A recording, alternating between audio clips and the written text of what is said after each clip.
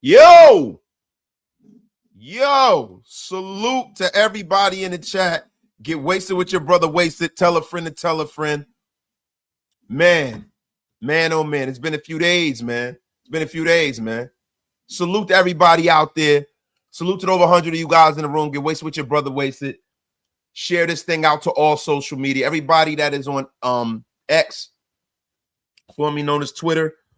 We got a lot to talk about, you guys.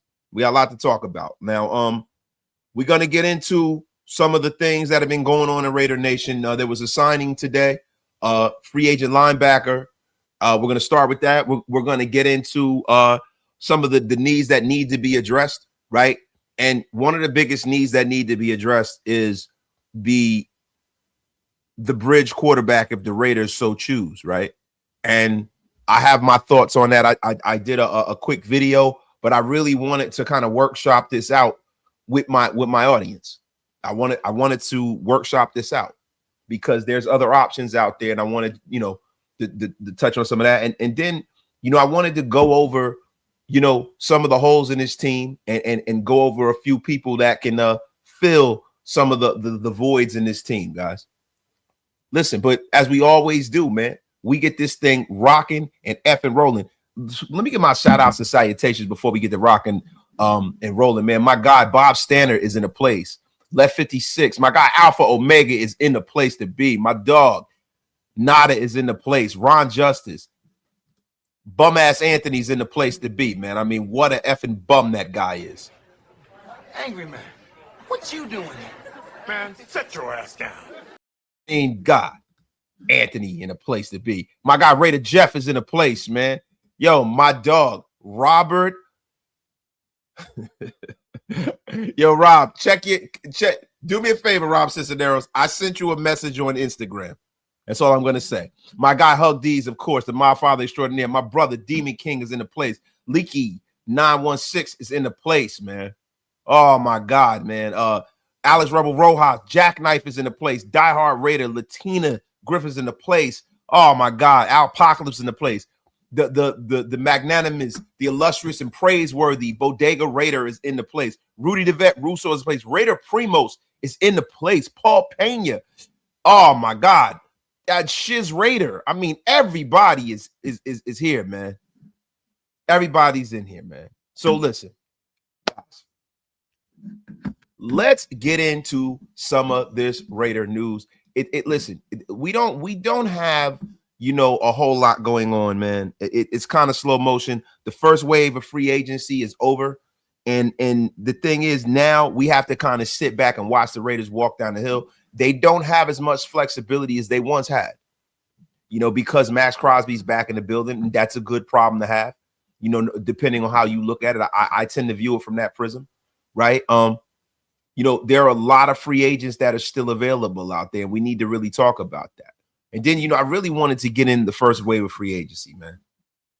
There are a lot of players on this roster, man, that really are going to have to step up big. One of the biggest people that are going to really, really have to step up big is second-year cornerback Darian Porter, man. He didn't have the greatest rookie season, but that had a lot to do with the way he was being played. And look, this is a super physically talented kid. They switched the defense up. You still got Eric Stokes back in the place to be. He's a perfect teacher for this kid. And Stokes and Porter are guys that are high draft picks, big physical corners that I think, in his second year, in his second act, I think you're going to get a lot out of Darian Porter, man. You would have thought that the Raiders would have prioritized cornerback in free agency, but I think that the Raiders are probably going to draft some guys. But it is looking like Darian Porter going into this year is going to be a guy that is going to be counted on, right? Tommy Eichenberg, Cody Lindenberg are kind of guys that are twisted in the wind right now. They're twisted in the wind right now because the Raiders have brought in some supreme linebacker help. So these are two guys that kind of took a step back. We got to see if these guys make the roster, if they're going to be free agent guys. It is going to be a time for these guys to make this roster. It really, really is. I think Tommy Eichenberg is a guy that I've always had a lot of respect for. Hopefully, he could craft himself a way to make this roster. Now, listen, today the Raiders went out there and signed yet another linebacker, free agent ace and special teams ace from the Colts today.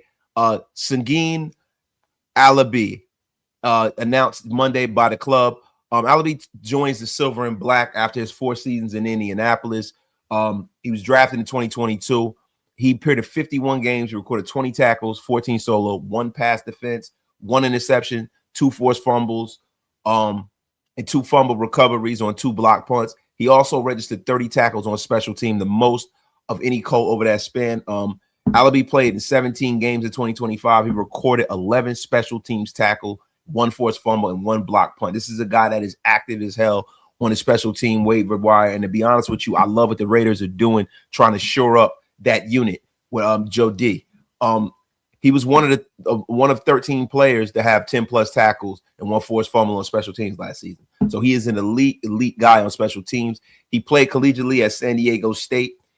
He played 21 games. He recorded 68 tackles, 34 tackles for losses, 2 sacks, 2 pass defense, an interception, 1 return for touchdown. So he was an absolute force when he was in college. He also spent time at Harding University in 2019, Saddlebrook College in 2018, and in the College of Idaho in 2017. So he is well traveled. He is a battle tested journeyman that is going to pay dividends for the Raiders on that side of football, man. Man, my God. I mean, he is going to pay some heavy dividends over here, man. Yeah, his name is a nightmare. His name is a nightmare, but it is what it is. I'm going to hear it pronounced one time, and we're going to be good to go. We got almost 400 in the room. Get wasted to your brother wasted. Tyler Dance asked, what happened to Amari Gainer? Amari Ferrari Gainer is on the New England Patriots. He is no longer a Raider, my brother. He's no longer a Raider, man. So, oh, my God. So, listen, we have a situation where, like I said, man, you know, we brought in the special team ace. It shows the commitment about Joe D and this entire coaching staff to really get some definites on that side of the football. You know, I think the Matt Gay move is similar, right? Now, they went out there and they brought him in. I think they are going to bring somebody in to compete with him. But I think the big thing that is underlined is the fact that Daniel Carlson has been money in certain instances, but where he was not money last year was getting a lot of kicks blocked. And I think that stood out to John Spytek. And I think that the Raiders are in a situation where they want to make sure that if the special teams unit is not doing something spectacular, they're at least going out there and holding serve. They're at least doing their job. They're not part of the problem. They're part of the solution. You know what I'm saying? So, you know, this is yet another great move. I see the Raiders going into draft and bringing in some kick return help. They went out there, brought in another special teams ace last week from Seattle. You know, so the special teams unit, man, has been being built in a very real and nice way, and I love it, man. I mean, I think there are a lot of people when you start talking about, you know, special teams that forget how important that part of the game is. They forget how important that part of the game is, and I love that the Raiders got 2 guys that are going to do pretty much, man. They are studs on that side of the football, man. Studs. And guess what, man? I'm going to be real with you, man. And salute to my guy, Caesar Lorenzo, 4073 with the $50 holler. My God. Appreciate you, bro, for the $50 slappy, man. Salute to you. I'm pulling up to the show. Love to the homie Wasted. Now tell someone to get the F up out of here. This is still comedy. Brother, you know it is only a matter of time before somebody will be unceremoniously blocked and told to get the F up out of my chat. Appreciate you, bro. Appreciate you, man. My God, listen to Wasted and watching Married with Children. Dope day off, man. I mean, listen, it gets no better than watching it Get Off My Lawn Gang and the original, the great and powerful Al Bundy, man. An absolute GOAT of Americana. My guy, Jeffrey White, member for 25 months. Block wasted talent. You get the F up out of here. I'm the one who does the blocking up in here, Jeffrey White. What the F's wrong with you, man?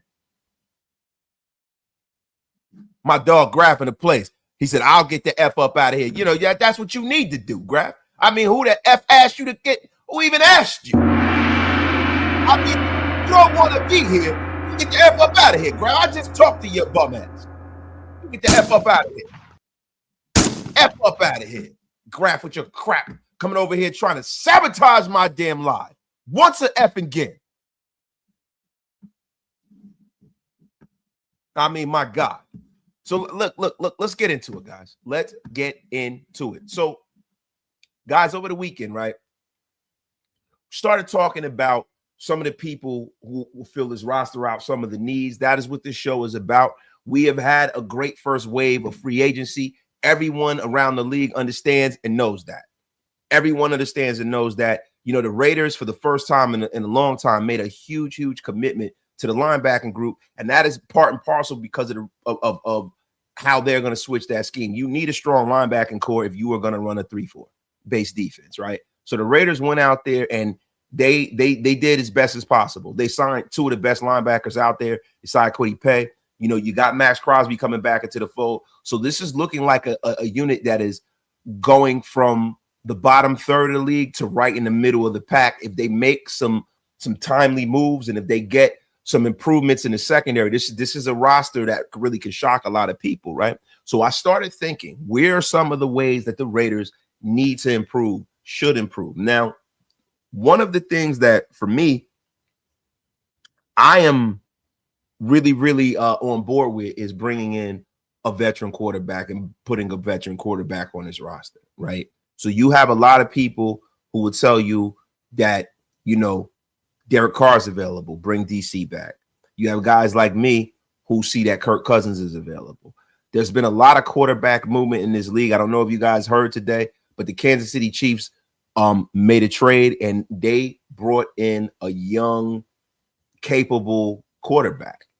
You know what I mean? They brought in a young, capable quarterback in Justin Fields. You know, Justin Fields did not play well for the Jets, but Justin Fields is a guy that can get it done on some level, especially if you have him as your backup and you have him linked up with Andy Reid. I know a lot of people are, you know, doubting Justin Fields, but putting him with Andy Reid is something a little bit different. I think that if Justin Fields has any superstar talent inside of his body, Andy Reid will be the guy to unlock it. You got Patrick Mahomes, who is hurt right now, and this is a terrific time for him to come in and show what he has. But I think the Raiders are in a situation where you have Aiden O'Connell, and you're probably going to be drafting a rookie right now. Aiden O'Connell is a guy who has gotten it done on some level, but to me, he is not the answer, right? So when you look, you say to yourself, man, you got DC twisting in the wind. He's talking about coming out of retirement. But today there are reports that Derek Carr was not offered any trade offers throughout the National Football League. He is sitting out there twisting in the wind, right?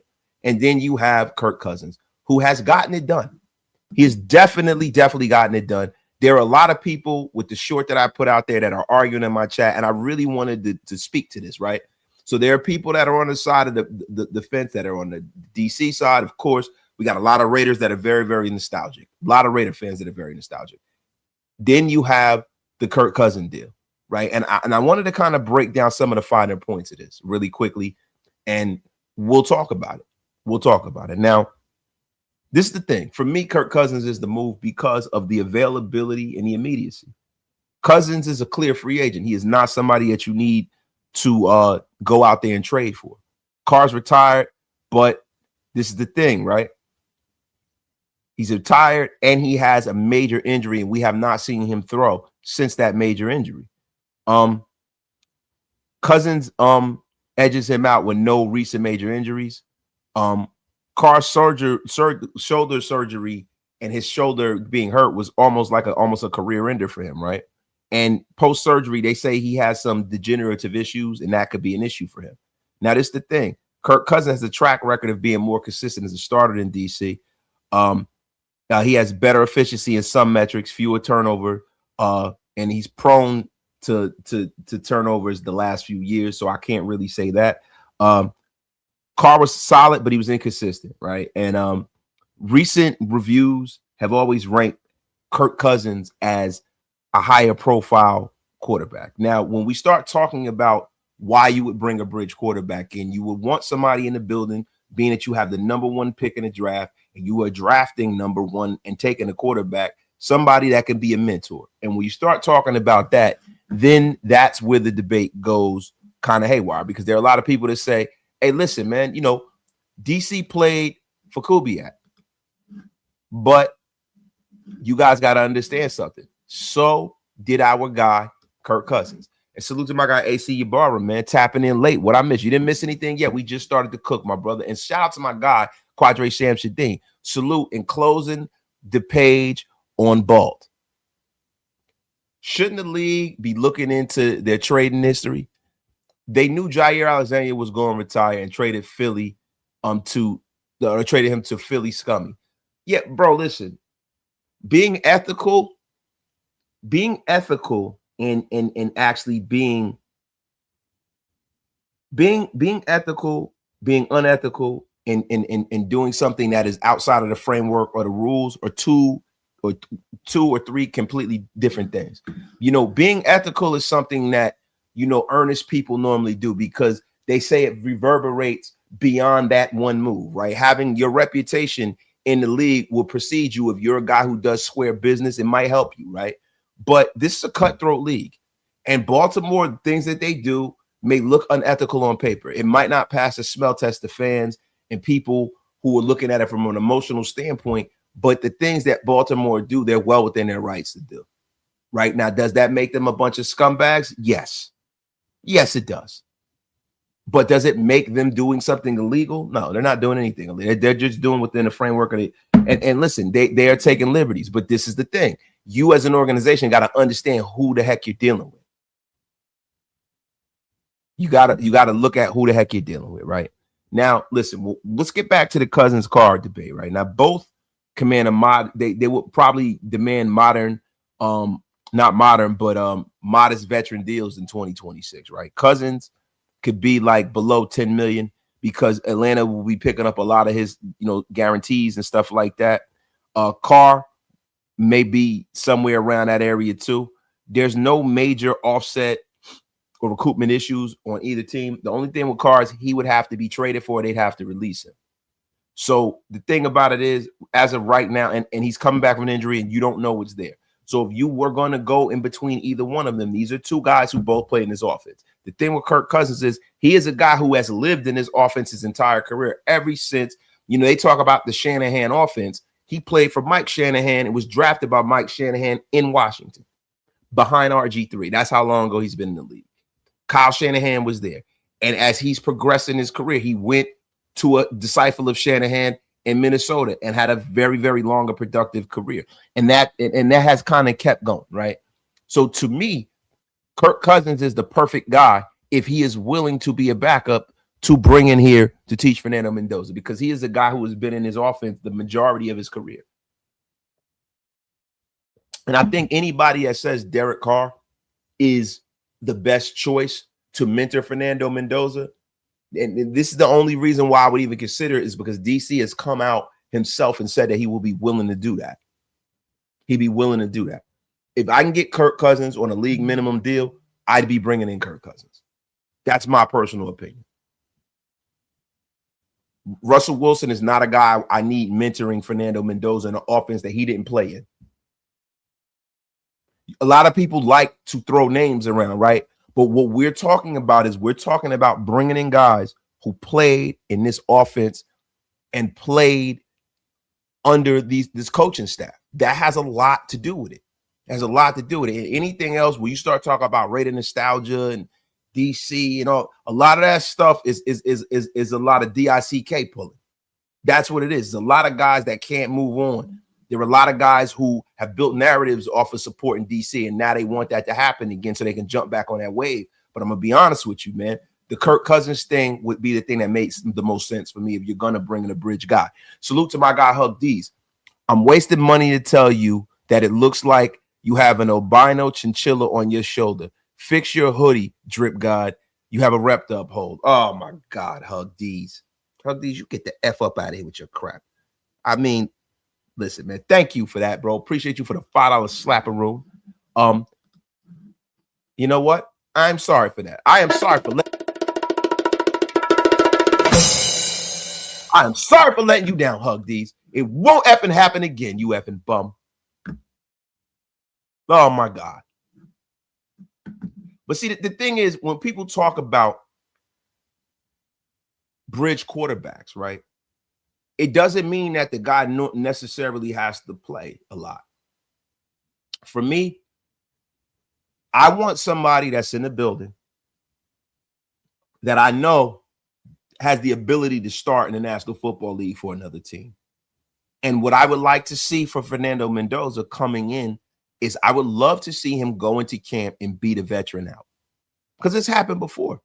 I watched Derek Carr do it when he was a young cat. He went into camp and he won the job. That's what I want to see. I don't want to see anything handed to anybody. Just because you're the number one pick, they start you. No, I would love to see Fernando Mendoza hit the ground running and really show how special he can be with absorbing this information. I want to see him go into camp and beat Cousins out. And then if he does not do that, I would love to see somebody that's in the building that has the ability to show him the finer points and the details of his offense. Now, this is the thing with Kirk Cousins. Does he have the wherewithal to be a mentor? Because I know there's other times in his career that he was not agreeable to that. And that's really what it all comes down to. Is he agreeable to being a mentor? Does he understand where he is in the pantheon of the National Football League at this point?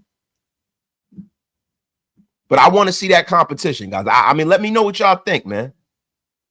Let me know what y'all think. And this is the thing. If you got a guy like Kirk Cousins in the building, right, and Kirk Cousins beats out, I mean, Fernando Mendoza beats him out, how much more confident would you and the team behind Fernando Mendoza feel? How much more confident will he feel winning that job? And Kylo Ren Raider, you watch your effing mouth, you effing bum. Watch your mouth.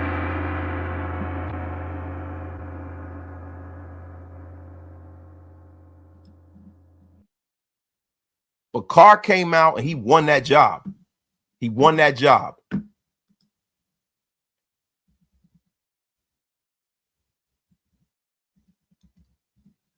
He won that effing job, man. You know, and it's crazy. Somebody just said, you know, Carr didn't start to the second half of his rookie year. That is bullshit. That's bullshit. His first start was against the New York Jets in Giant Stadium. I was there.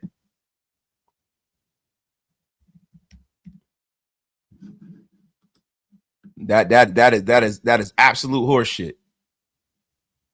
That was absolute horseshit. I don't know what season y'all were watching.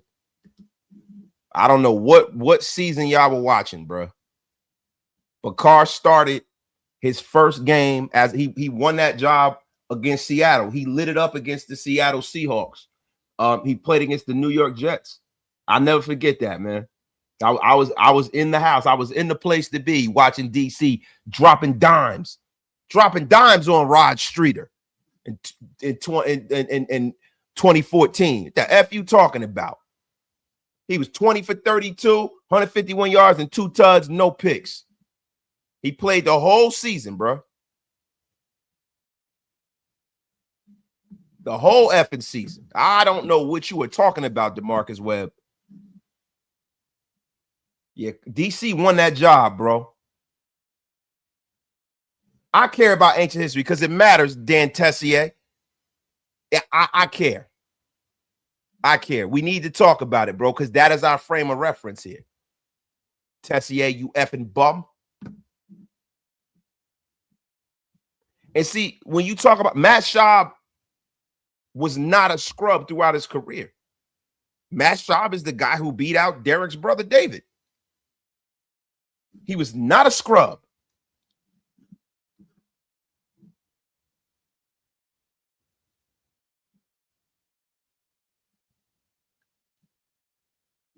And it's the thing. I don't know whether DC's shoulder's better. And that's one of the reasons why when people say that you're going to bring him in as a bridge quarterback, I think that's a very flawed logic.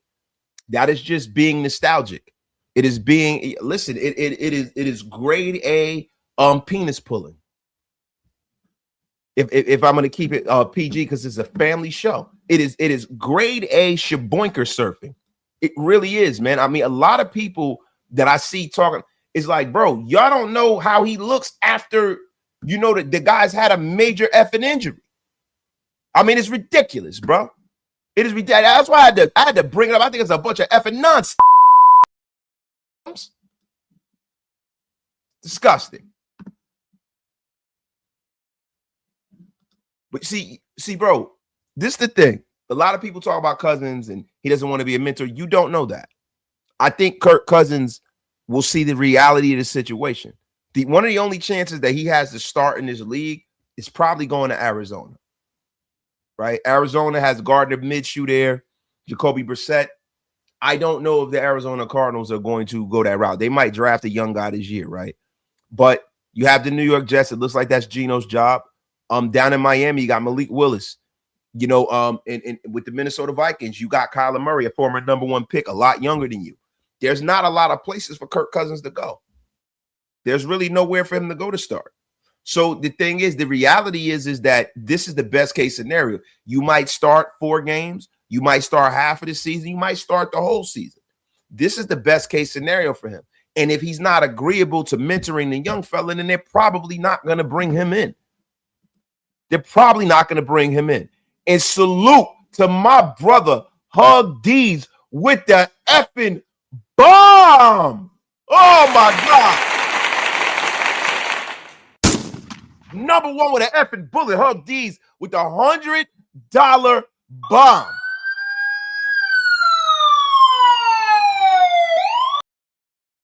Wasted. Give me your thoughts as a fan in a football game guy. Do we want to pay a bridge to help Mendoza ease into, or do you think Brady and Kubiak could gather around our rookie, get him going from Jump Street? I know they said no, but I think it's the better choice. Bro, to be real with you, the bridge thing is, to me, the best route, especially to see what you have on the roster. You don't want to start your young guy in a burning house. You don't want to knock the football out of him early in his career. You want him to come in. You want him to be comfortable with the playbook. You want him to be comfortable with his teammates. You want him to be comfortable on the center, and you want him to be in a situation that is good and advantageous to his skill set. I think having an older guy there and a guy who is taking those live bullets is a good thing, especially if the mentor relationship is real and the guy that's starting is there to help get this young guy ready and he buys in. If you get somebody that buys in, it can be kind of like the Alex Smith, Patrick Mahomes situation. You know, there have been a lot of young men who have sat in the last few years. There's some that have started right off the bat, right? And then some of the guys that have started right off the bat have had some success, but there are others who, you know, got off and hit the ground running. They played very well, and then they started getting hurt and injured. And, you know, Joe Burrow was a guy that I think of. He's a guy that I think of that was the #1 pick, and he started right off the bat as #1 picks do, and he got them to a Super Bowl. And now when you start getting into the midpoint of his career, he's missed a whole lot of ball. And then you look at a guy like Patrick Mahomes, who was able to sit there, and that's the measuring stick, right? Patrick Mahomes was able to sit there. He was able to learn. He was able to ingest everything that the Chiefs offense entailed. And then the last 2 or 3 games of that season, they gave everybody a glimpse of what they were preparing for next year, which was a straight and absolute high wire act. The guy comes into the league his second year, hit the ground running, was the league MVP. People call him a Hall of Famer. His first year actually under center. So to me, I am not about, you know, doing things in a vacuum. I want the Raiders to win a Super Bowl. I'm getting older. It's time. And the only way that happens is if you go about everything right. If you're going to draft your quarterback, you have to make damn well sure you put him in a healthy environment and not a sick one. But Hug D's, man, my brother, I appreciate you, man, for dropping, you know, a freaking bomb on Raider Nation Unlimited, my brother. Appreciate you, my dog. I hope that answer suffices, my dog. I really, really do. I really, really do, man. And yo, salute to my guy, Vada, 2001 gifted 5 Raider Nation Unlimited gifts to the masses. And guys, I'm gonna be honest with you. this week we're gonna have a members only show. I gotta decide whether it's gonna be on the weekend, if it's gonna be a late night with Wasted, or whether it's gonna be something breaking the draft down. But we will have some members only content. So if you guys want to see that members only content, if you want to be a part of the Get Off My Lawn gang, this is the way you do it, kids. Join the channel. My God, man, my dog CGR gifting 10 Raider Nation Unlimited slappies to the masses, man. Number one on the bullet. CGR and Hug D's are keeping the lights on here. All you guys are, man. Number one with an effing bullet, man. I appreciate you guys for supporting the channel. And my brother Raider Jeff gifted 5 Raider Nation Unlimited memberships to the masses. And y'all going over there and support Raider Jeff and his pod, man. Raider Jeff has been doing the Lord's work. He's been cooking lately, man. I really appreciate guys that work hard and put a lot of content out, man. Oh my God. My guy, Todd Mendoza, from day one, if he earns it, he's already had to deal with adversity. He's ready to go. The thing is, how do you earn it? What's the metric that you earn it from? Having a guy that's a tomato can out there that gives you no real opposition is something that I'm not agreeable to. I want to see my quarterback earn this job. I want to see my quarterback earn his job. I mean, yo, guys, give me y'all. I want to see how y'all are not really saying anything. I want to know how y'all feel, man. I want to see. I would rather see all these young guys go out there and earn the job.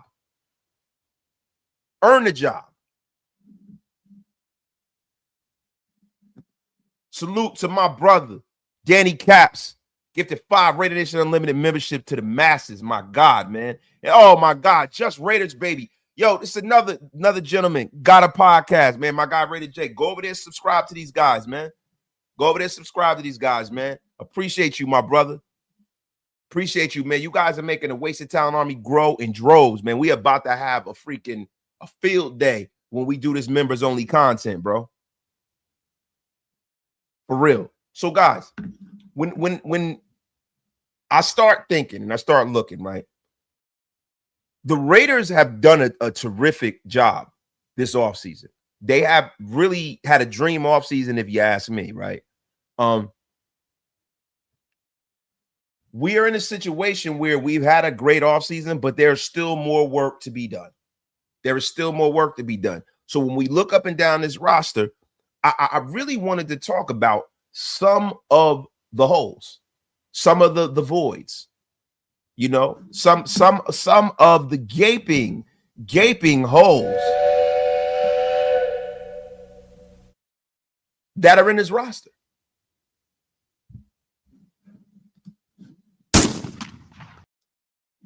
I know you guys are pausing me, and I don't care.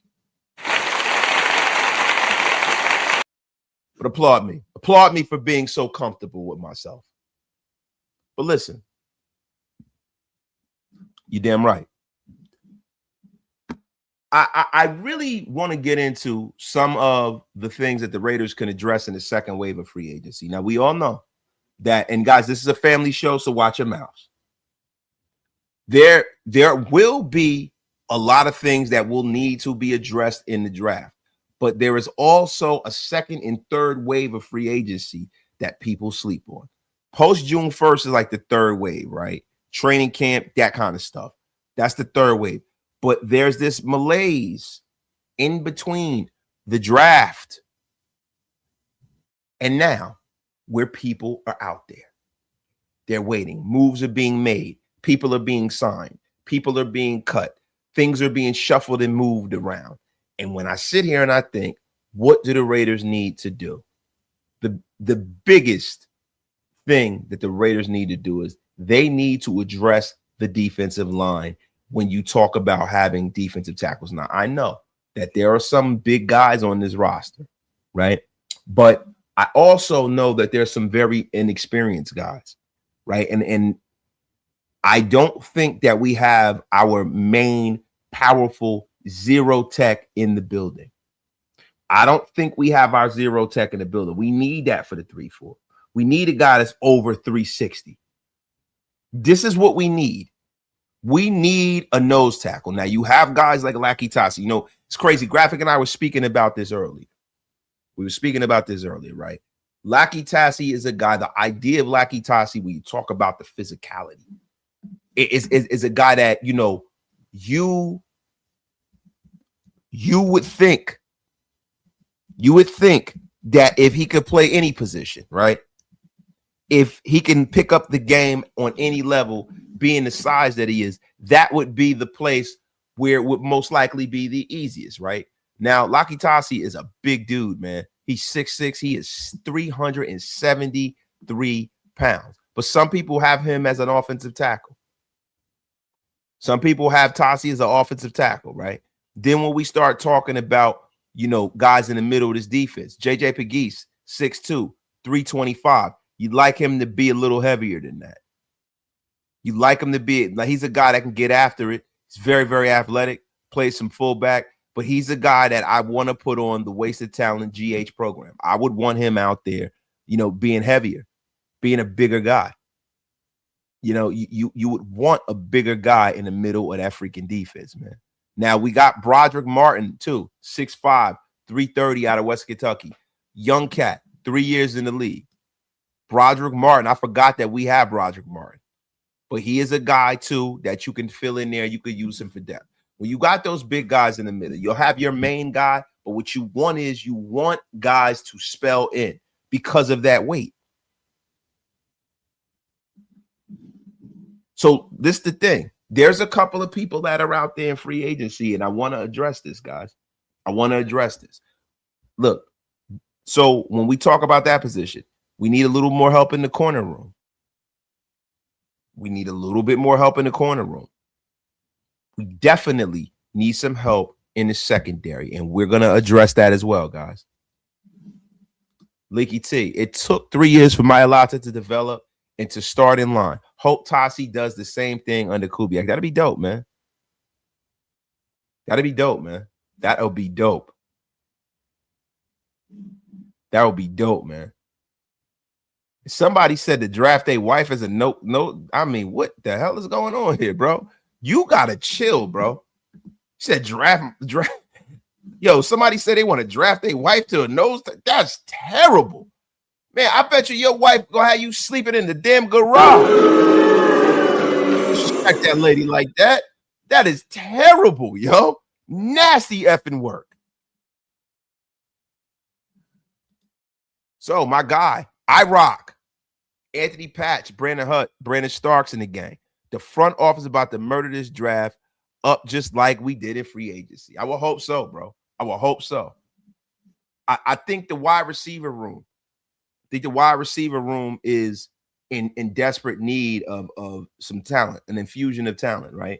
We're gonna pull up some free agents. We're gonna talk about that. The Raiders went out there and got another linebacker. They need another one. Right, and then they have to decide what they're going to do with Eichenberg and Lindenberg. The Raiders definitely should be in the market for a backup running back. 100% they need to be in the market for a backup running back. And the Raiders also need to be in the market, man.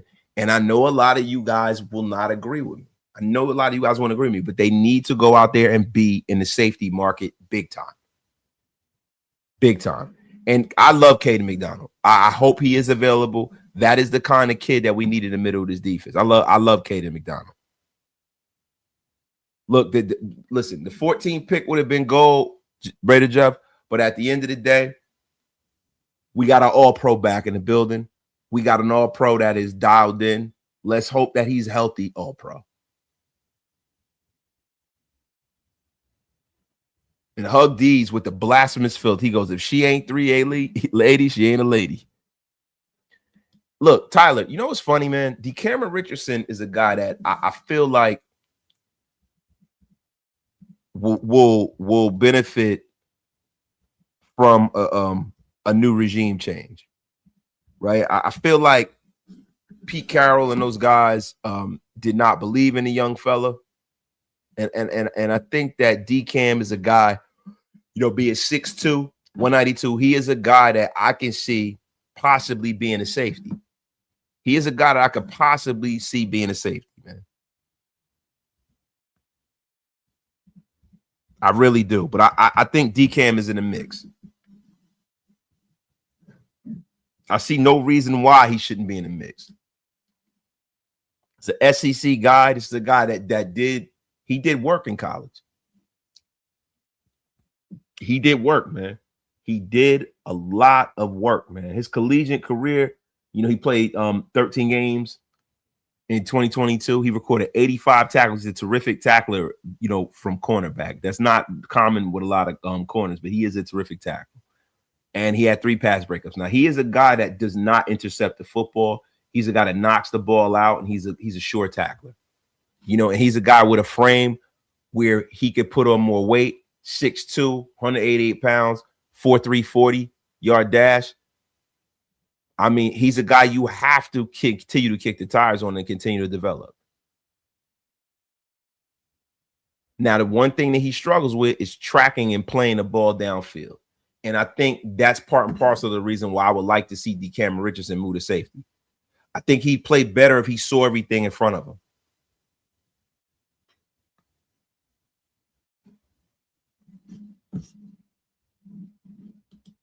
Wasted. What happens if AOC has a career year and we finish 10-7, 11-6, similar to what happened to Darnold with the Vikings? I mean, bro, if we do, when you got a number 1 pick on the roster, you go out there, you start the number 1 pick. This is what you do. And you might look at it like, yo, this guy's a system quarterback. Yo, I got to go with my young guy. Even though I take a step back the next year, the first year I start him from 10-7, the ultimate goal is winning the Super Bowl. You got to keep your eyes on the prize. Sometimes it doesn't just go in a trajectory like this. Sometimes things ebb and flow till it gets on a common accord and you can move forward in that manner. Hug D's has derailed the chat once again. Hug D's, what the F is going on? I mean, we are trying to cook here and give you information, not affirmation. And here you go with your crap. And Gazebo is in a place, man.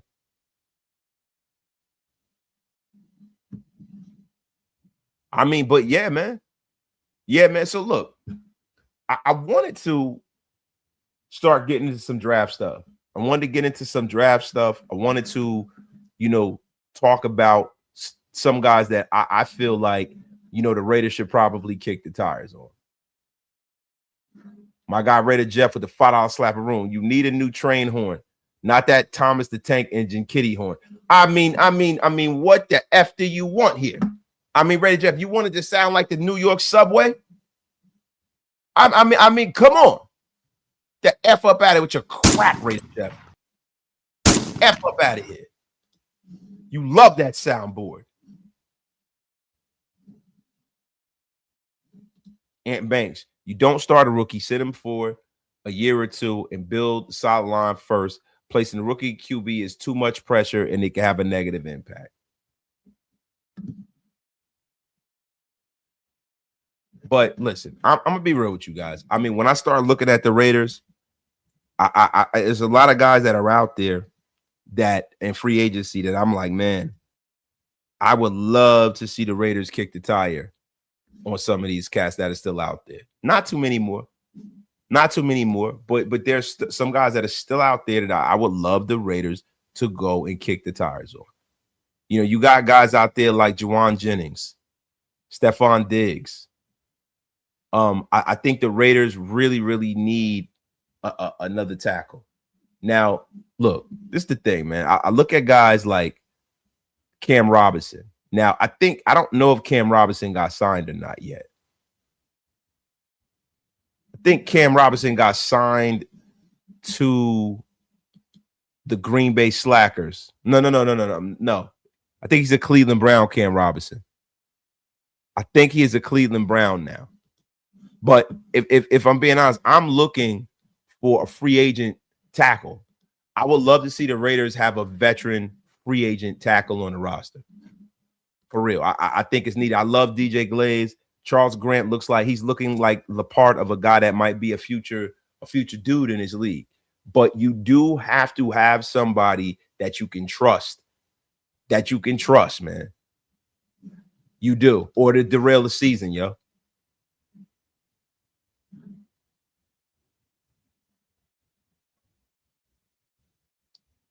Yes, sir. Yes, sir. And guys are talking about Denzel Boston. We will get into him. Jawan Taylor and Jawan Jenkins. I can get with that. The only thing with Jawan Jenkins, man, Jawan Jenkins is a guy that if the teammates like him, then that's great. If the teammates like him, that's great. But he is not a well-liked guy around the league, man. Jawan Jennings is not a well-liked guy around the league. You know, the 28-year-old wide receiver is not well-liked. I mean, one thing about him is he is a guy, he's a dog. That is a guy that can catch the damn football. He's a dog, he can block. He would fit great into what Kubiak does. But what would be the cost of bringing that guy in? What would be the cost of bringing him in?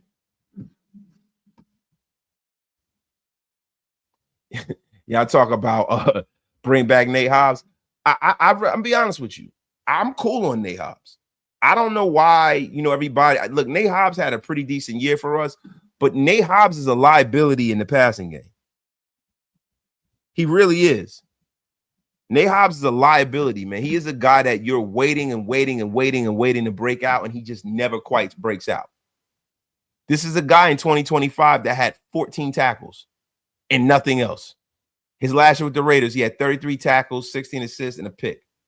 The year before that, his best year in football, 59 tackles, 1 sack, 1 pick. Then 57. I mean, listen, Nate Hobbs was decent with the Raiders, but he has kind of fallen off a cliff. And if we bring Nate Hobbs back, you guys will be nostalgic for 5 minutes. And when he starts getting burnt and cooked and run over, it might not feel the same. I'm passing on Nate Hobbs. I'm looking towards the future. I'm not kicking the tires on no old players unless they're playing at a really, really high level. And that's the long and the short of it.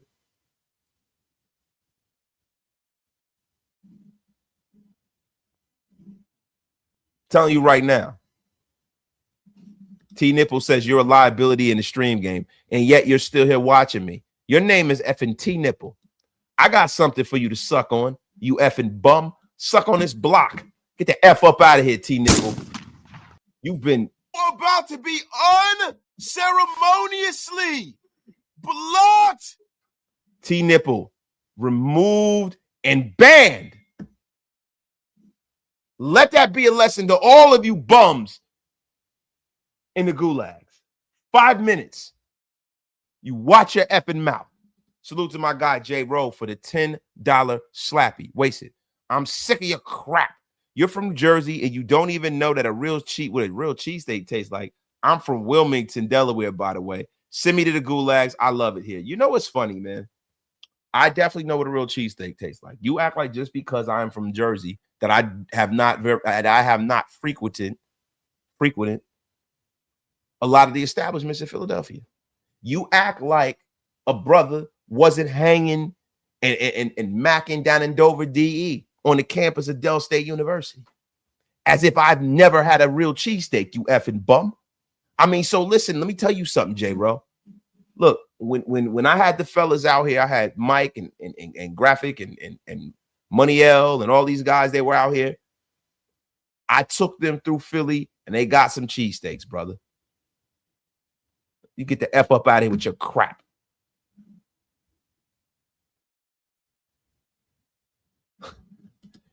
He says he goes, the second I join, Wasted tells me I got something for you to say. I didn't tell you. Listen, all aboard. Whoa, all aboard, Raider. I mean, wow. God. Wow. I mean, my God, all aboard. You come here with your filth. I mean, have I ever come to your channel with your I've never, ever invited you to sucking on anything. Salute to my guy, all aboard Raider, man. I think he is going to go over and podcast with Graf on Coffee and Convo tomorrow. It is definitely going to be, I mean, the most splendiferous occasion. I feel attacked, all aboard Raider. I feel attacked. I am not going to lie, all aboard Raider. I feel attacked. We were supposed to link a long time ago, and it never happened, all aboard Raider. And now I don't know if I want to do it. I don't know. Salute to my guy, man. So listen, we got guys that are available out there. You have a lot of free agents out there. You have the Deebo Samuels of the world out there, right? You have guys. You have Taylor Decker is still out there. I'm gonna be honest with you. I don't want any of these wash guys. I'm cool. Guys that are higher price guys. One of the only free agents that I want to bring in is a bridge quarterback. Whether it is Kirk Cousins, Jameis Winston is not available, but I want somebody that has played and started in a real way in this league. I don't want, Fernando Mendoza to beat out Aiden O'Connell. To me, that's nothing. I want him to go out there and beat out somebody so we can feel confident about him starting.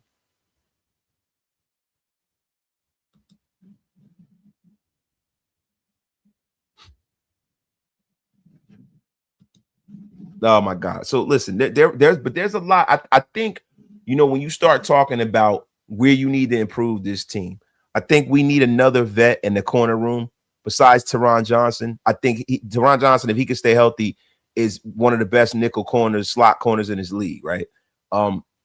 You're gonna need somebody else in that corner room, though. You're gonna need somebody else in the NFL corner room, and you're gonna need somebody that can step right in, has played at a high level. Now I know a lot of us think about the draft. When we think about the draft, hope springs eternal. Hope springs eternal, man. And look, man, when you start thinking about it, there's still a lot of guys in free agency that are left. There are still a lot of these guys that are out there, man. Still a lot. You got guys like, for the running back, the backup running back, you got guys like Brian Robinson Jr. still out there. Very, very productive running back. We start talking about wide receivers. Juwan Jennings makes a lot of sense for the Raiders, even though I'm not a big fan. Man. Juwan Taylor is a turnstop. I'm not kicking the tires on him. Wyatt Teller, starting guard. This is a guy that you might want to kick the tires on. There are a lot of very, very talented ball players still out there, man. A lot. Now, when we start talking about the safety market, I think the Raiders kind of missed the mark. When you see some of the contracts that Brisker and Bayard signed, man, I mean, for real, man, when you start looking at, how much they signed for, how little they signed for, it kind of makes you wonder, man. It kind of makes you wonder if the Raiders like what they got in the building with some of these guys. It kind of makes you wonder. Because I really think that if the Raiders need to go anywhere, it is to address that damn safety room. I would like to see them draft the safety early as they possibly can, right? But the Raiders need help in that safety room. Isaiah Palmau is a very talented young player, but he hasn't been able to put it all together yet. He hasn't been able to put it all together yet. And this is the thing. When you have a young roster, it's all about the makeup of the roster. You can have a roster that is filled with predominantly, young players. 85% of the roster can be young players, right? But you do need those vets in the building, man. You need those vets in the building. Now, there was something that we kicked around on the last Graph and Wasted and Graph show, and we spoke about Jaylen Ramsey, right? Now, Jaylen Ramsey is in a bit of a conundrum, right? Because the Steelers are paying him a hell of a lot of money, man. They're paying that man a hell of a lot of money, man. He has a 4-year, $84 million contract with the Steelers that began in 2025. It's $19.5 million in guarantees. In 2025, he had a $4 million cap hit. And then I think in 2026, he has a $3.5 million injury guarantee for 2026. And then let me see where the money's going to be in 2026. $17 million cap hit. $17 million. And the 3.5. So it's essentially almost $20 million, man. So when you start looking at Jaylen Ramsey, man, you got to ask yourself, are the Steelers going to hold on to him? Now, you're in a situation now where you got Aaron Rodgers there. If he comes back, which he has never announced whether he was going to come back or not. If the Steelers cut bait with Jaylen Ramsey and you were able to sign him for a vet minimum deal, or sign up to something that is a little more reasonable? What is the most that you guys would be able to sign to Jaylen Ramsey for? Because if I get Jaylen Ramsey, I am doing the next natural progression, and I am putting him in the safety room. I'm putting him in the safety room immediately, because this is a guy that can probably at safety play at an all-pro level. Because listen, when you take guys like the Rod Woodsons and the Deion Sanders of the world, the Rod Woodsons and the Deion Sanders of the world, guys like that, the Charles Woodson of the world, when you take guys like that and you put them at safety towards the end of their career, man, they absolutely cook. They absolutely cook. Now, I don't know what Aaron Rodgers is doing. I don't know if he's in a darkness retreat, in a cave, or is he at the next Burning Man? I don't know what's going on with him. But what I do know is if the Steelers in their infinite wisdom bring back Aaron Rodgers, I would think that Jaylen Ramsey would be a guy that stayed.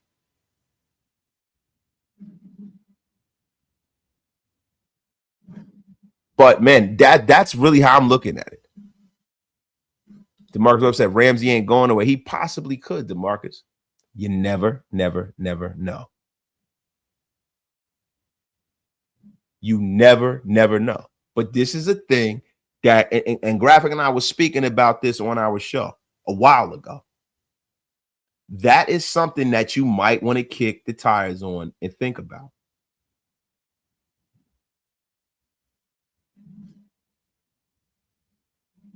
And with Pal Mal, listen, there are a few guys on this roster, man, that have to really show and prove. They have to have a strong preseason. I think that Tyree Wilson has to have a strong preseason. I think Isaiah Pal-Mal has to have a strong preseason. I think that some of our rookie wide receivers, Dante Thornton, Jack Besh. Dante Thornton's a friend of the show, but Dante Thornton Jr. has a lot to prove. Now, there's a thing that, a lot of times, bro, when we start talking about draft profiles and stuff, right? I want to see the Raiders, like, later in the draft, pick a wide receiver up, because they address so many needs in free agency that I wouldn't mind the Raiders going and drafting a wide receiver, right? Now, a lot of people talk about Omar Cooper. I think Omar Cooper is going to be a first-round pick. I think some of the metrics, the fact that he was able to run a sub 4.40 with his measurables and with his I was watching some tape on some wide receivers, man. I think Omar Cooper Jr. is going to be a first-round pick. He definitely is, man. That kid with the speed and the way he stops on the dime, the way he pursues the football, his weight and stuff. He's not the biggest guy in the world, but he's one of them guys. He's going to be a demon in the National Football League.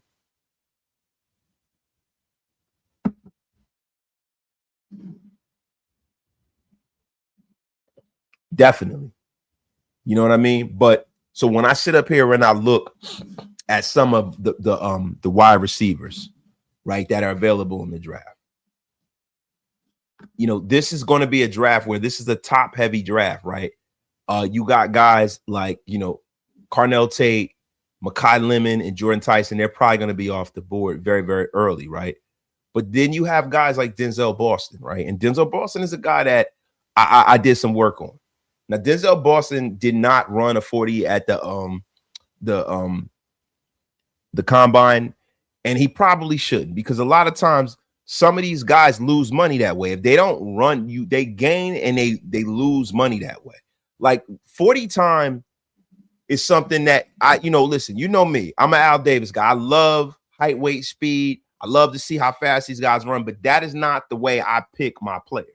Because if you look at some of the fastest guys that have ever run 40s in the National Football League over the last few years, I'm not going to go back to the Deion Sanders and the Bo Jacksons of the world. I'll go back even to guys like Chris Johnson, John Ross, Henry Ruggs, all of these guys. Out of all those guys that ran those sub, Xavier Worthy, so far, all of these guys, when I look at these sub 4.3, sub 4.2 guys, super fast 4.2 guys, the only one that ever made anything of himself is Chris Johnson.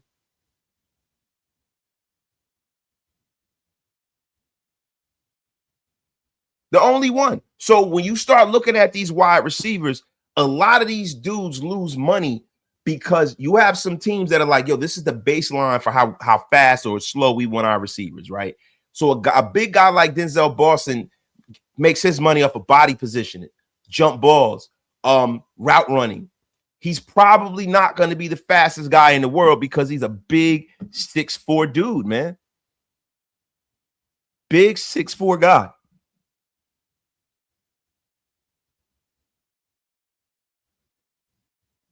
You know, but you have to put yourself, see, Rudy, I think this is a flawed logic. Wide receiver is not at the top of my list, but it is on my list if it falls within the framework of my board. So if I'm in the third or in the fourth round, I've gotten my quarterback, I've gotten my zero tech out of the way. I've gotten that out the way. I got my nose tackle out the way, right? Got him. Or I got a safety or something like that. Got a premium position. If the wide receiver that is left is a guy that, for me, is high on my board, if, say, for instance, on my big board, I got 50 guys, right? I go pick at pick number 36 or whatever the pick is, right?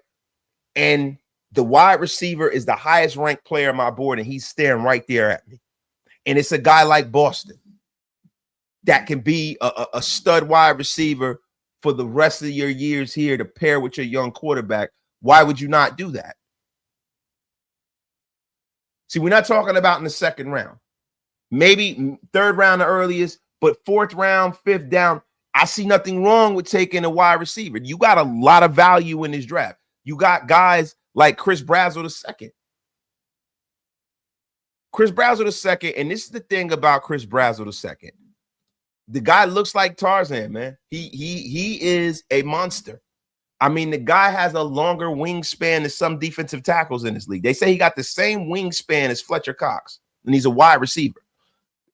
Big, strong, fast guy. But he is a Tennessee guy. Dante Thornton Jr. is a Tennessee guy. There have been a lot of rumors about Tennessee wide receivers coming out. A lot of Tennessee wide receivers, and I don't know what's going on down there in Tennessee. There are a lot of guys that have come out of Tennessee, a lot of great athletes. You know, Joe Mixon, all these guys, he's a quarterback, but a lot of great athletes. And there's not a whole lot of teaching going on. You got guys that are coming to the National Football League who are not really prepared. And that's no knock to our guy, Dante. It's no knock. But there has been kind of a moratorium on Tennessee wide receivers.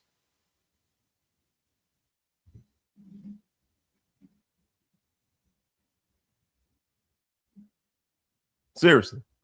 I mean, one of the guys that I'm really, really looking forward to, I want to see how high Skylar Bell gets drafted. I think Skylar Bell is going to be an absolute problem in the National Football League.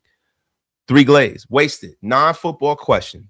Do you think Mark Davis will put his name to purchase or invest in the new NBA expansion team in Vegas if approved? I don't see any reason why not, right? I think that he's a guy that is looking to be, it's a guy that grew up in the Bay. He watched, you know, guys like, you know, dynamic owners. He grew up being, you know, the son of Al Davis, right?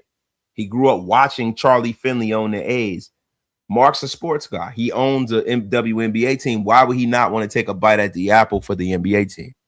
That would be great. But I think the person who's probably going to own that team in Las Vegas is going to be the head of that situation. Is probably going to be LeBron Ramon James, bro.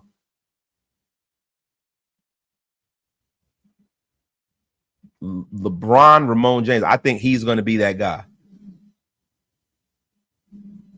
But let's get back to the wide receivers. So there's a lot of guys in the program at Tennessee where they've been doing a disservice to a lot of these guys. They've been doing a disservice to a lot of these guys. A lot of these guys. You know, Chris Brazzell is a guy that if you could get him in the 4th or the 5th round, this is a guy that you would want to try to hold on to and develop alongside of his college teammate Dante Thornton Jr. Now, Chris Brazzell II, I mean, it's a guy that's 6'4". He ran a 4.37. 4.37. You know, his 10-yard split. Let me look, because see, when you start talking about short area quickness, cutting on a dime, starting, stopping on a dime, all the things that route running entails, you want to look at that 10-yard split. You want to look at that. So what we're going to do is I want to pull up some of my combine numbers, man. I want to pull up some of my combine numbers. I have a Google spreadsheet from my boy. And let me tell you something. It is something that has really been really great in the way I've been evaluating some of these players. It's made me go back and take a longer look at some of these guys. And guys, on the way out, we are going to do a mock draft. You guys, really, to be honest with you, I have to punish you some more with another one of my mock drafts. And this is going to be, you know, a need-based mock. I mean, a need-based mock. But yo, when we start talking about Chris Browser, I'm pulling up the Google spreadsheet as we speak. He is one of those guys that you might want to kick the tires on super late, man. Xavier Thomas is a wasted guy. He's a guy that I would love to see the Raiders kick the tires on. He's a terrific kick returner. Jeff Caldwell, also another guy I would love to see the Raiders kick the tires on. My guy Jay Rule with the $5 slapper room. Wasted. I hope that your view on cheesesteaks doesn't view or skew your perspective on players. Listen, brother, why would you say that what do you think my view is on cheesesteaks, bro? What do you think my view on cheesesteaks are? Like, I'm just asking you. I'm just asking you, bro. And listen, it's not Pat's or Geno's. It's not Pat's or Geno's, man. I mean, to me, it's D'Alessandro's or Chubby's. I mean, listen, I know a good cheesesteak when I see one, J-Ro. I mean, what the F are you talking about here? What, a New Jersey one? I mean, there's like, see, the thing about New Jersey cheesesteaks, bro, it's not like they do too much. Like they're not the same as the Philly ones. You got like Dickie D's in Newark, where they make really good cheesesteaks, right? But they put the potatoes and stuff on them. But the world famous Dickie D's down Bloomfield Avenue, they have this spot called Better Than Philly Cheesesteaks in Irvington. They're pretty decent. There's some good spots in Jersey. There's some stuff in South Jersey. I forget, that escapes me. But there's some good cheesesteaks in Jersey. But if we talking about Philly, yo, I know a good cheesesteak, brother. I know a good cheesesteak, bro. But D'Alessandro's is slamming, bro. And Big Mike was rolling around. Big Mike was rolling around. You guys have derailed the show again. Don't you derail? I mean, what the F is... Tutorial, this is, you know what the fuck you doing. My God, J-Ro, derailing the show talking about food. And Dan Tessier, listen, you have a face that only a mother could love. Dan Tessier, I mean, don't you want to go scare some children with that face of yours? The F up out of here with your crap. Oh, damn, Wawa cheesesteaks. Now, listen, you got some guys. Let's get back. We're losing the plot here, right? Malachi Fields, Notre Dame. He is a guy that is okay. He's 4.6 guy, kind of slow for me. I like my wide receivers to run 4.5 or better. I'm a Notre Dame guy. He's not the best route runner to me. Listen, man. He's a big, powerful 6'4" wide receiver, big wingspan, good body control. He's one of those jump ball guys you can throw to the back of the end zone. His contested catch ability is absurd, though. He attacks the football, and that's the one thing I like about him. He reminds me of Michael Crabtree in that way, where Michael Crabtree used to attack that ball, man. He has reliable hands. He has pretty good feet for a big man. Real tough after the catch. He's a willing blocker too. Willing blocker. Only problem with him is he gets off the line slow. And in press coverage in the National Football League, where you don't have that speed, that wiggle, you don't have that. You're not able to establish yourself early in the route. You're going to lose in that route, right? His speed is super average, and to be honest with you, his production in short yardage is not the best, man. His underneath routes and stuff, he's not dynamic. He is strictly a jump ball. He is really a glorified Andre Holmes. He's a glorified Andre Holmes. But when you start talking about at the line of scrimmage, he's not able to get off the line of scrimmage the way you would like him. He is a guy that when you start looking at Malachi Fields, he is Michael Irvin back in the day, where like he would be a guy that would be more successful in an era of football past, when you were able to be more physical on both sides of the football. Salute to my brother, OGDA.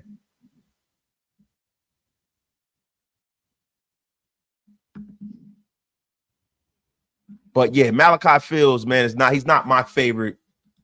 He's not my favorite. I'm not gonna lie to you. Malachi Fields is not my favorite. I mean, he's decent. I mean, the guys in this draft, I'm very, very high on you know, if from a developmental standpoint, Chris Brazzell, even though he's a Tennessee wide receiver, a lot of times people say to stay away from the Tennessee wide receivers based off of what's going on in that program. You know, there's a lot of detractors. Listen, I think Dante Thornton Jr. is going to absolutely cook because he's in the National Football League. He's getting coached by some very, very talented coaches, and he has a lot of talent. He wants to be great. I think that my guy Dante Thornton, who is a Tennessee wide receiver, is going to absolutely cook this year. He's going to cook this year. You know what I mean? But that is one thing that you need to consider. Now, listen, guys like Zachariah Branch, I don't know if they're going to be around in the third round when I'm willing to take a wide receiver. I do think my guy Skylar Bell, 6 foot, 6'1" guy, 4'4" guy, he is, man, going to be an elite slot receiver at the next level. Elite New York boy. Love him. Bronx kid. You know what I mean? But he was at Wisconsin before he wound up at UConn. Now, when you see these guys at these smaller schools, people say, man, can they get it done? They were at a small school. But I like small school guys because when you get a guy like Skylar Bell, he's probably one of the only guys from his college team that's going to get drafted, right? So when you got Skylar Bell and Skylar Bell's out on that football field, he is the number one guy that people are paying attention to. He's being bracketed, blanketed, and he's still going out there and cooking. So that is a guy that, you know, you really, to be real with you, you know, you want to look at that guy. He's explosive, man. Explosive. Man, his vertical and broad jump tested near the top of his class at the combine, man. His 10-yard split, his cone drill was elite. Elite, man. He is a sharp route runner. Sharp route runner, man. He has outstanding after the catch ability.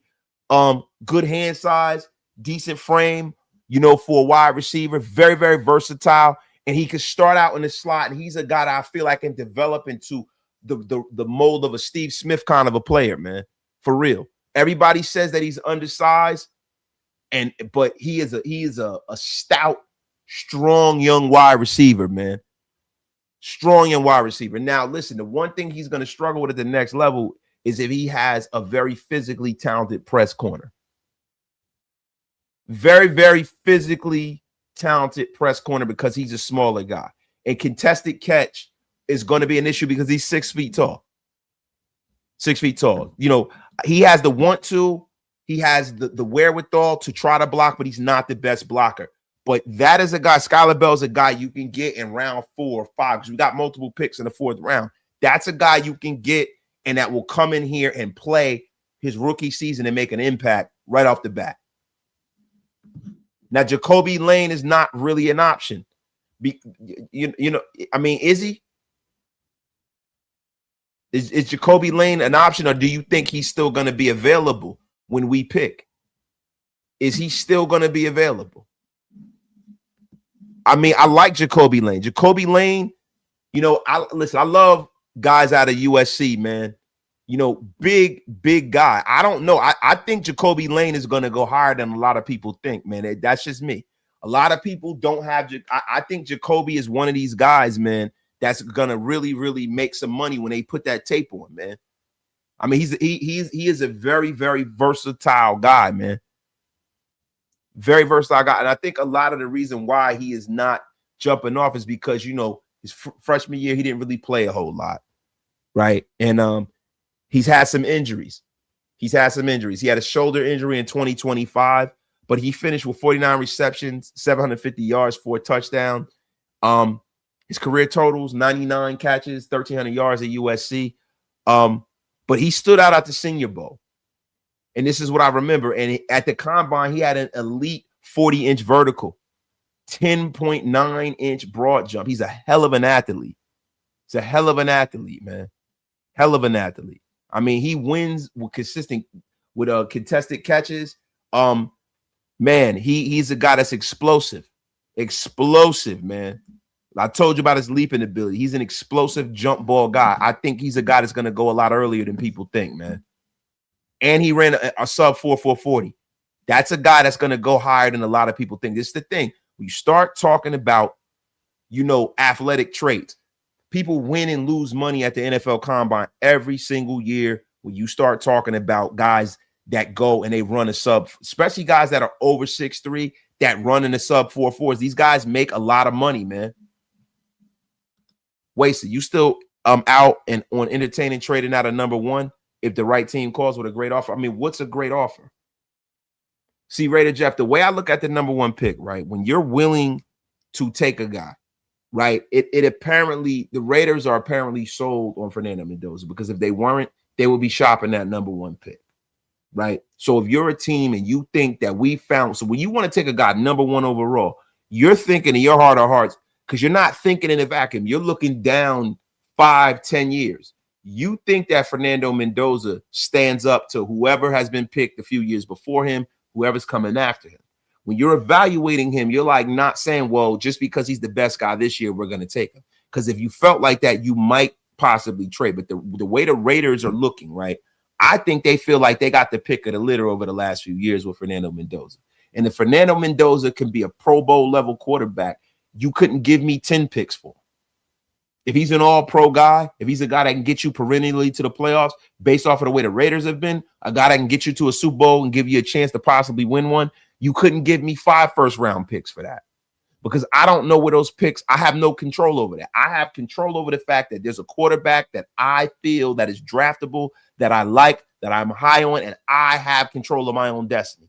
I don't have to throw it up and kiss it to God and see where these picks are going to go. Because what happens if you trade him for 3, 4, 5 picks? He goes there. He absolutely cooks. He's a superstar quarterback. And then he's winning, right? And you got the picks from that team. So not only are they winning and going to the playoffs, but then those picks don't mean buckets because they're lower. And now you're picking in the 20s because he's going to the playoffs every year and kicking your ass. I can't live with that. The problem with the Raiders are they have never in a real way committed to drafting quarterbacks. And that is the reason why this organization is in the dire straits that they're in. It's a quarterback-driven league. I don't entertain trading out of number 1 at all. At all. My guy, S. Dot with a $10 slap-a-room. My thing with wide receivers. Do we have 2 4-2 deep threats? Do we have East and West catchers at wide receiver? Do we have possession, tall, strong wide receivers as well? If so, then we're good. I mean, bro, 4.2 speed and football speed are 2 different things. There are a lot of guys who have ran really fast in this league that are not very effective. And then you have other guys that run a 4.4, 4.3, 4.4, and they look blazing out there. And they're very, very capable receivers. We don't know what's in that room. And I think until you have answers, you have to water that plant in that room. You got to give this kid somebody to throw to. You got to give whoever they bring in as a bridge quarterback someone to throw to. You got to score points in the National Football League.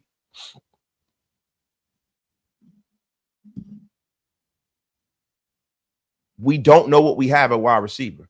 Listen, I'm a big Dante Thornton guy, man. My guy, Hit Boy Radio, 80-73. Dante Thornton had 10 receptions, 435 yards on 33 targets and 3 drops. Calm down.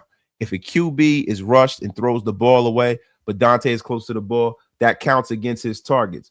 I mean, listen, at the end of the day, listen, I like Dante Thornton. Dante Thornton is a friend of the show. He's been on the show, Hits Boy.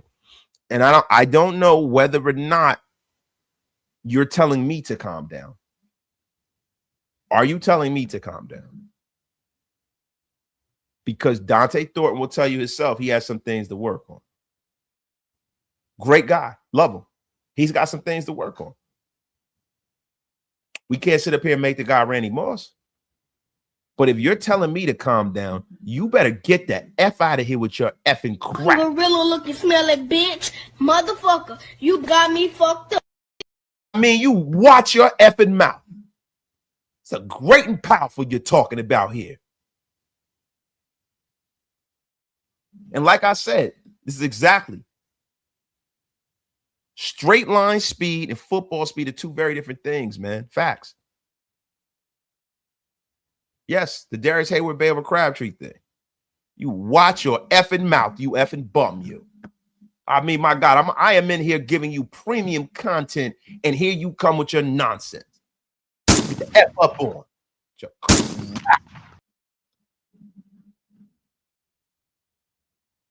And guys, listen, man. One thing I'm talking about wide receivers, right? We're gonna do different positions and stuff. Graf and I are gonna do a show too with some people that'll be available in different rounds. But you guys got to chill, bro. You guys have got to chill with all of this. And listen, if anybody's listening, I know this is a family show, so cover your ears with all the dick pulling here.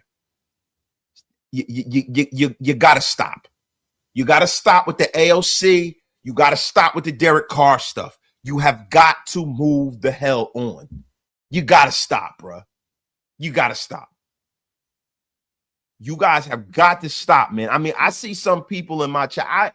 I put a video up about Kirk Cousins, and the first thing you effing bums talk about is DC. I mean, you guys are so hungry for the shaboinker of DC. I mean, that's how some of you guys have got to cut this shit out. You got to cut it out. It's enough. Let the past be the effing past. It's like, my God. Now, I know, like, it's none of my business what guys do on their channels, and no disrespect to nobody. There's a lot of guys that love that guy. They're younger than me. That was their guy. Salute. To me, to me, from a football perspective, right? If he's healthy and he's a free agent, yes, it makes sense as a bridge guy. But the fact that I'd have to trade for him if they don't release him, and also I don't know how healthy he is, it doesn't make any sense. I mean, the Raider dysmorphia has been running effing rampant. It's crazy.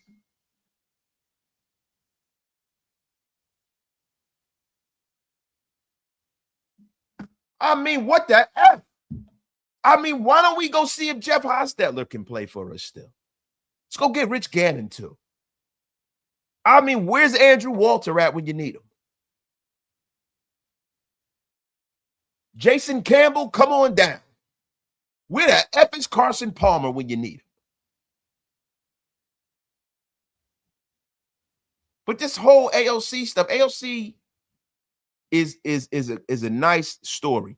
But listen, the guy beat the Chiefs and has been very, very pedestrian in other times. He's had some good games.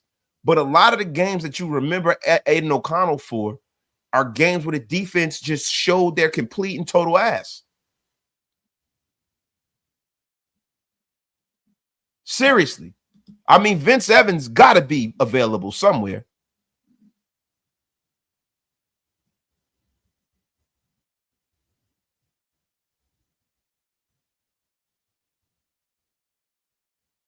I mean, yeah, that's right. Let's go get Thule. Yeah, look, I like Aiden O'Connell. I do. I don't think he's terrible, but you have to strive to bring in better than that.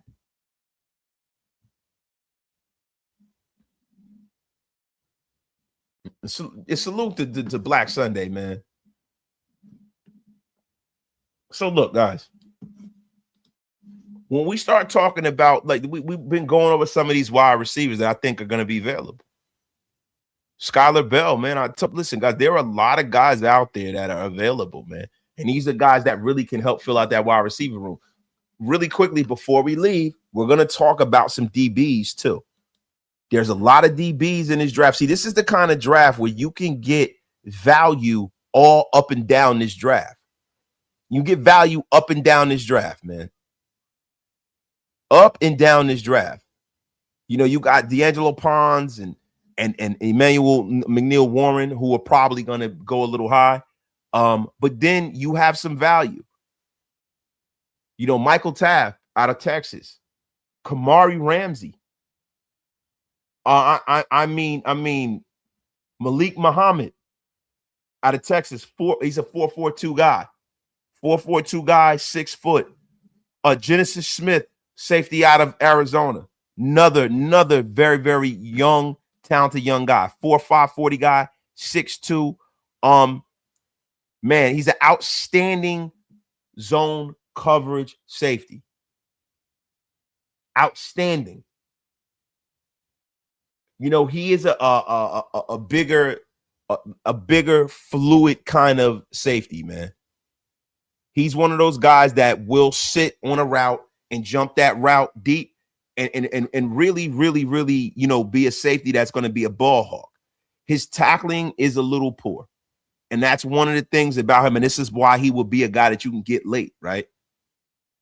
He's a guy and then he's not the best. I was watching a little film on him. His pursuit angles are a little questionable. But these are all things that could be coached. These are all things that could be coached, man. Bud Clark, of course, you guys know I draft Bud Clark almost every draft, man. Yes, I did mention Jacoby Lane, bro. I mean, that's right. Randall Cunningham, former team chaplain. He lives in Las Vegas.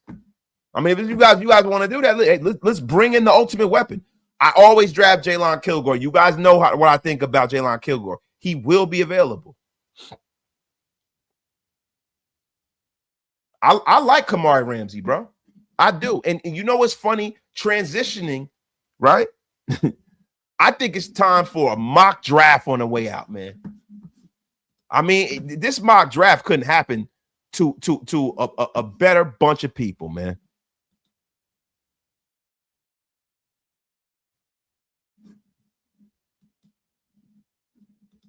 Couldn't happen to them. We're going to do a 7-round draft, y'all.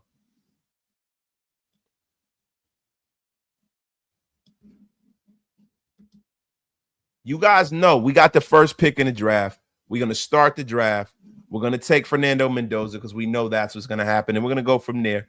Now, I didn't share the draft. Let me share the draft with you guys. Salute to everybody in the chat. Get wasted with your brother, wasted. Tell a friend to tell a friend. Hold on. We got to get this rocking and rolling here, man. Hey, man, let me tell you something. It's going to be the best draft you've ever seen, man. 7 rounds of greatness, man. Denzel Boston, man. Great effing player, man. You go out there, you draft Fernando Mendoza, man. Emmanuel Pragon. Christian Miller, man. Big guy. Lee Hunter's there, man. D'Angelo Pounds is there. But you know what we're going to do? You know what we're going to do, man? We're going to go out there, man. We're going to draft Denzel Boston, man. Big, powerful wide receiver. A lot of people won't like it. But you know what? We're going to do what we got to do. And then we're going to go out there and get us a big corner, man. Get us a big corner, man. Dress that room, some talent in that room, man.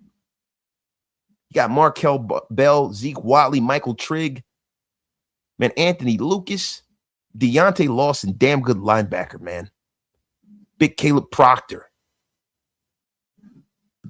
Might have missed out on our zero tech, man.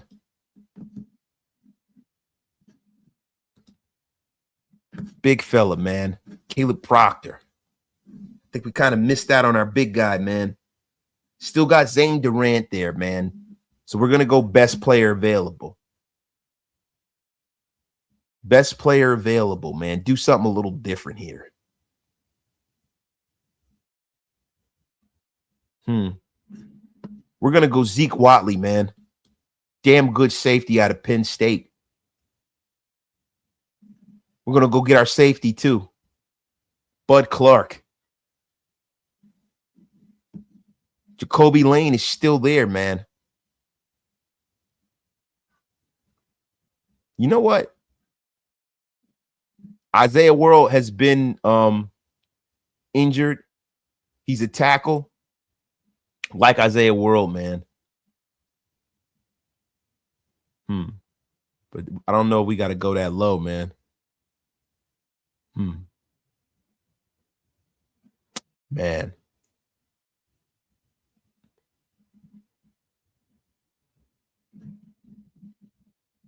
I'm going to take Jacoby Lane. 2 big wide receivers help Fernando out, man.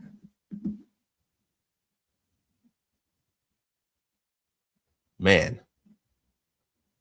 Go out there, get our tackle, Drew Shelton. Go get us our tackle of the future, man.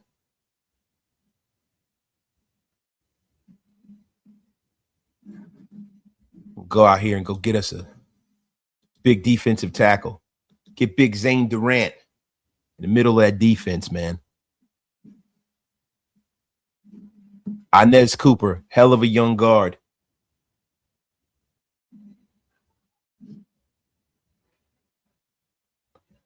Wait a minute, man. Terrion Stewart, hell of a young running back. So we got our backup running back here, man. So we got Fernando Mendoza, Denzel Boston, stud wide receiver, possible wide receiver number 1, possible starter here at corner. Zeke Watley, hell of a, going to be a starting safety. We got 2 safeties.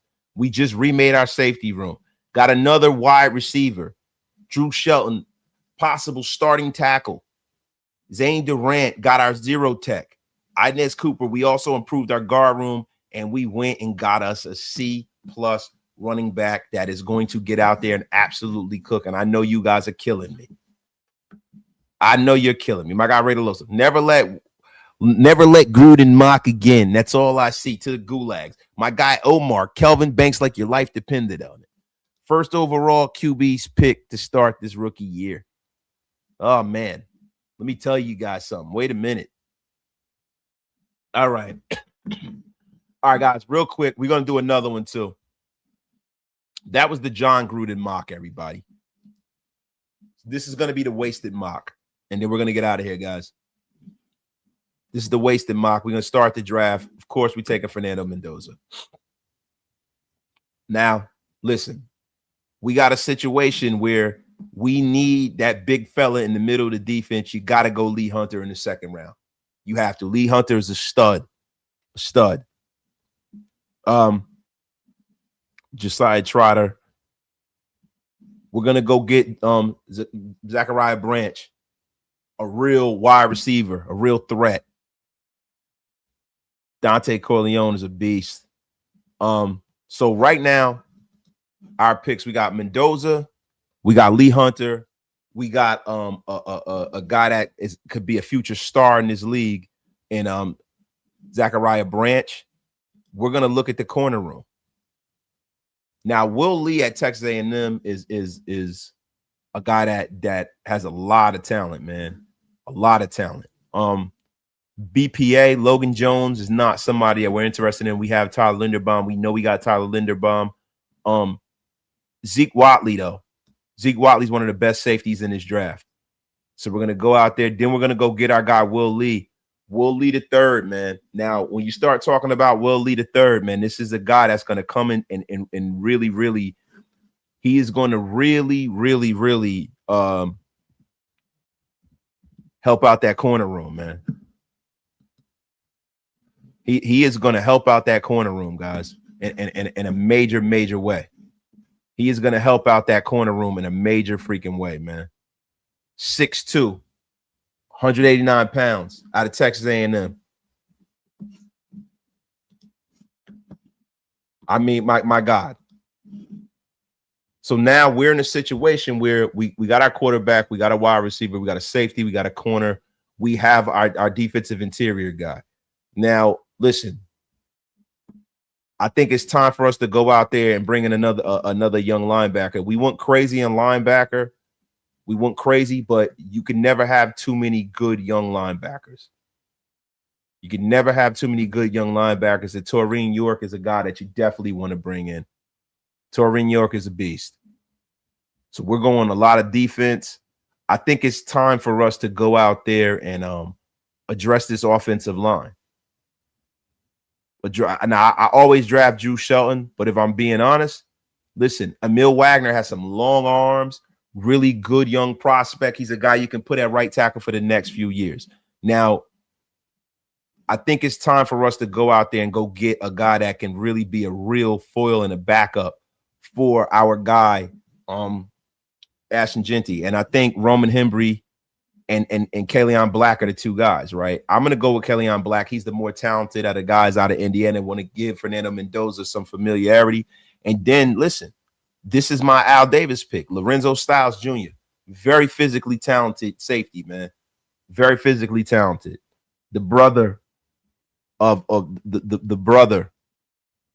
Wait, hold on. And look, there's BPA, right? Or who's really going to help the Raiders out. So when I start thinking about this, I go Eric Gentry, because Eric Gentry is a guy that I think has the ability to be a stud if you can develop him with some of the guys that you have here. What do you guys think about this? This is my draft for the night. What do you guys think about that? Raider Loso, never let wasted Gruden do a mock again. That's the way I see it, to the gulags. What do you guys think? Seriously. Free safety with 4.2 speed. Free safety with 4.2 speed, man. Damn, I hate to admit it. I actually kind of like this draft. I know you like it. Look, we got our quarterback. We have our zero tech.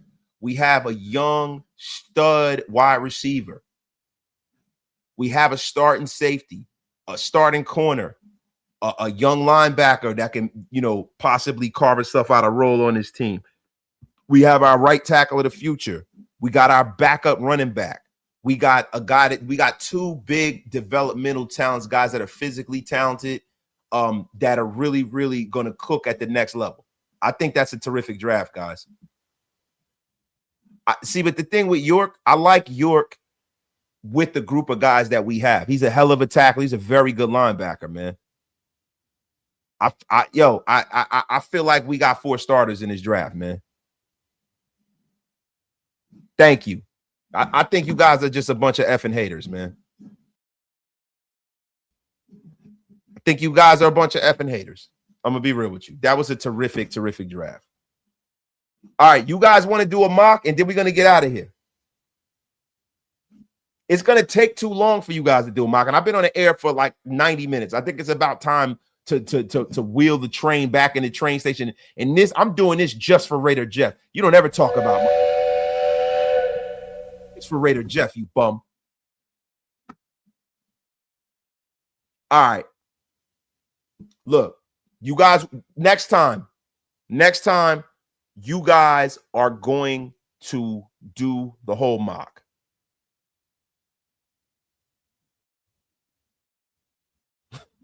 You loved it. You guys, see,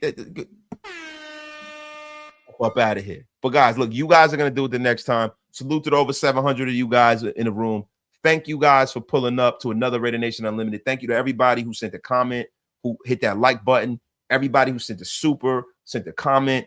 I thank every single one of y'all. I love every single one of you guys for making this channel what it is.